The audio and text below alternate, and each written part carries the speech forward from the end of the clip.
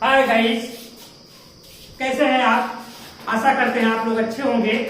तो गाइस, आज हम आपको कुछ ऐसे वाक्यों के बारे में बताने वाले हैं जो मोस्टली यूज किए जाते हैं आपके द्वारा, हमारे द्वारा डेली लाइफ में। तो सेंटेंसेज ऑफन यूज्ड डेली, तो हम उसको बोल तो लेते हैं हिंदी में, बट अगर जरा सोचते हैं कि इसकी अंग्रेजी क्या होगी तो हम थोड़ा सा फील करते हैं कि इसकी अंग्रेजी क्या हो सकती है, परेशानी होती है। तो ऐसे ही कुछ वाक्यों को हम आज बताने वाले हैं।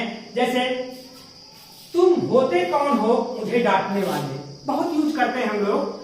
तुम होते कौन हो मुझे टोकने वाले, तुम होते कौन हो मुझे कहने वाले। तो इस टाइप के वाक्य जब हम यूज करते हैं तो इनकी अंग्रेजी कुछ इस तरह से होती है जो हम आप नहीं कर पाते हैं। तो ऐसे वाक्यों को हम आपको बता रहे हैं। तुम होते कौन हो मुझे डांटने वाले। तो who the hell are you to scold me. Right, अब यहां देखिए, इसमें एक फ्रेज का इस्तेमाल किया गया है। इस तरह के वाक्यों को हम कहेंगे who the hell are you. उसके बाद ये रूल है टू लगाएंगे, फिर उसके बाद जो कहना रहेगा, डांटने वाले कौन हो, रोकने वाले कौन हो, हमको तुम सबक सिखाने वाले कौन हो, जो भी कहेंगे आप वो थोड़ा एंगर मूड में कहेंगे, आप उसको गुस्से में, इस टाइप के वाक्य हम बोलते हैं। तो गाइस, आप इस तरह के वाक्य आए तो इसका प्रयोग करेंगे, who the hell are you to scold me. चलिए दूसरे वाक्य पर आते हैं। इसका भी प्रयोग हम लोग प्राय करते हैं धड़ल्ले से। बस यही बाकी था सुनने को, बस यही रह गया था बाकी सुनने को, बस यही था बाकी कहने को। इस तरह के वाक्य जो आएंगे तो हम आप उसको कैसे करेंगे? एक फ्रेज का इस्तेमाल होता है, only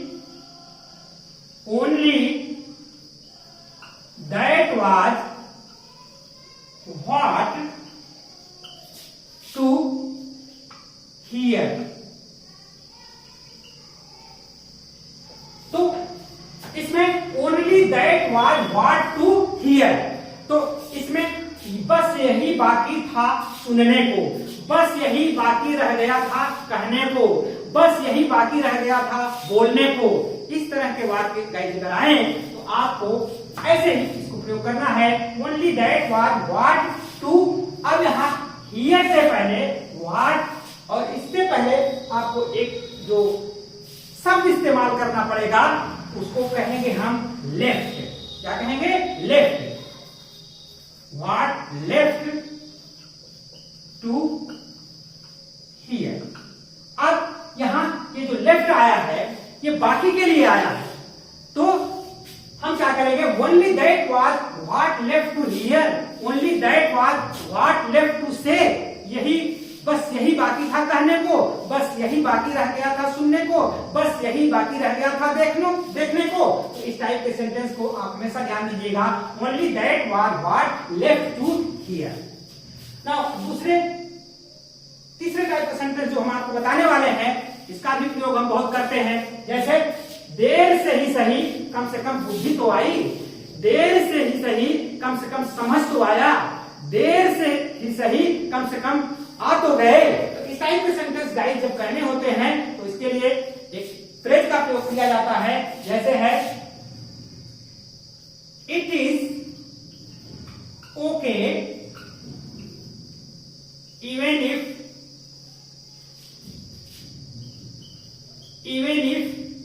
late. It's okay, it is okay लिखा जाता है, इट्स बोला जाता है। It's okay even if late, you got the wisdom, you got the wisdom. तो it is okay even if late, you got the wisdom. देर से ही सही कम से कम बुद्धि तो आई। अब यहां पर एक चीज बताना चाहेंगे कि यहां जो कम से कम की अंग्रेजी है, ये कम से कम के लिए दो शब्द इस्तेमाल किए जाते हैं। यहां हम आपको बताना चाहेंगे कि it's okay even if late. अब ये कम से कम के लिए जो यहां हम शब्द प्रयोग करेंगे वो रहेगा आपका, या तो करेंगे हम बट या तो एटलीस्ट। ध्यान दीजिए, इसीलिए मैंने यहां आपको बट लिख दे रहा हूं, 60 लिखा है, और कम से कम की अंग्रेजी होती है एटलीस्ट भी। तो both words can be used. तो it's okay even if late but you got the wisdom. It's okay even if late at least you got the wisdom. तो इस टाइप के सेंटेंसेस को आप यहां मार्क करिएगा। अगला टाइप का जो सेंटेंस है, मैं तुम्हारे झांसे में आने वाला नहीं हूं। प्रायः यूज करते हैं हम, मैं तुम्हारे झांसे में आने वाला नहीं हूं। तो इसके लिए हम क्या करेंगे कि अब आप जानते हैं सामान्यतः वाला वाली के लिए अबाउट टू का प्रयोग करते हैं, बट गाइस यहाँ वाला वाली के लिए अबाउट टू का प्रयोग नहीं होगा। ये स्पोकन क्लासेस है, ये स्पोकन इंग्लिश है, इसमें आपको सेंस पर ध्यान देना पड़ेगा और डायरेक्ट आप टेंस के अनुसार ही नहीं करेंगे। तो आई, इसके लिए फ्रेज इस्तेमाल होता है to get into hopes. I am not going to get into your hopes. अब ये to get into your hopes, मैं तुम्हारे झांसे में आने वाला नहीं हूं, वह मेरे झांसे में आने वाली नहीं है, तुम उसके झांसे में आने वाले नहीं हो।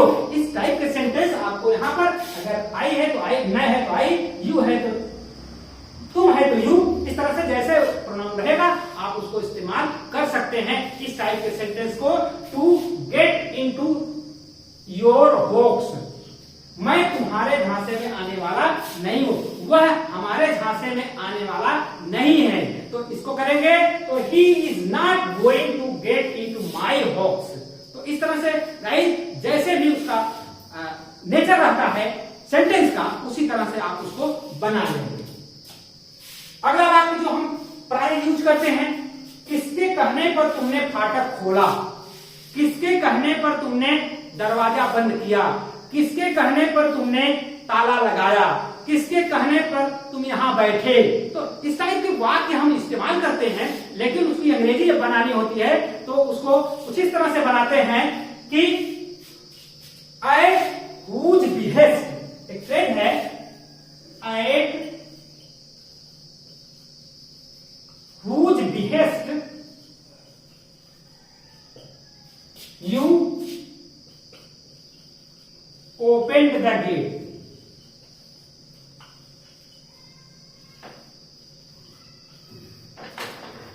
at whose behest you opened the gate, at whose behest you come here। तो इस तरह के कई जो वाक्य होते हैं हम आप डेली यूज करते हैं, बट उसकी जब अंग्रेजी बनानी होती है थोड़ा परेशानी होती है। तो ऐसे ही वाक्यों को आप देख लीजिए, बनाइए, आप अच्छे से अंग्रेजी बोलने लगेंगे। उम्मीद करते हैं कि आपको वीडियो पसंद आया होगा।